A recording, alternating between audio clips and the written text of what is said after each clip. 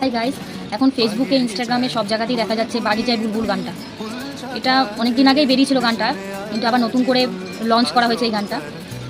এই গানের আসল রহস্যটা কি কেউ জানে?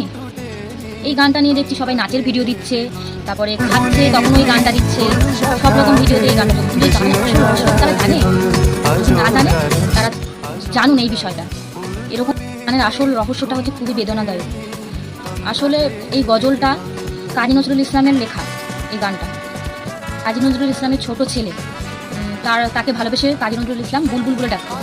সেই ছোট ছেলে মাত্র 4 বছর বয়সে তার বসন্ত রোগ হয়েছিল, সেই রোগে সে মারা গেছিল। কিন্তু তাকে তখন কাজী নজরুল ইসলামের কাছে কোনো 1 পয়সাও ছিল না।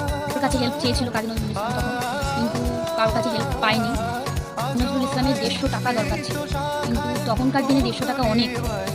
তাই কাজী নজরুল ইসলাম খুবই চিন্তায় পড়ে গেছিল কোথায় এতগুলো টাকা পাবে। লাইব্রেরিতে তিনি করে কোনো লাইব্রেরিতে তিনি হেল্প পাননি, কিন্তু একমাত্র DM লাইব্রেরি তাকে 35 টাকা দিয়ে হেল্প করেছিল। টাকা বাকি, টাকা তো খুবই সামান্য, কিন্তু তিনি চিন্তায় পড়ে গেছিল আর টাকা কোথায় পাবে। ঘরে তার মৃত ছেলেকে রেখে গেলেন এক প্রকাশকের কাছে। প্রকাশক শর্ত দিল কাজী নজরুল ইসলামকে যে তাকে এক্ষুনি কবিতা লিখে দিতে হবে। তখন কাজী নজরুল ইসলাম ঘরে গিয়ে তার মৃত ছেলের পাশে বসে এই কবিতাটা লিখেছিলেন। বাগি যায় বুলবুল, এই কবিতাটা তিনি লিখেছিলেন। লিখলেন, ঘুমিয়ে গেছে শান্ত হয়ে আমার গানের বুলবুলি। আপনাদের কাছে রিকোয়েস্ট করছি আমি, এই গানটা নিয়ে কোনো রকম ট্রেন্ড করবেন না প্লিজ। কেন এই গানটার মধ্যে কাজী নজরুল ইসলামের অনেক দুঃখ, কষ্ট, বেদনা লুকিয়ে আছে।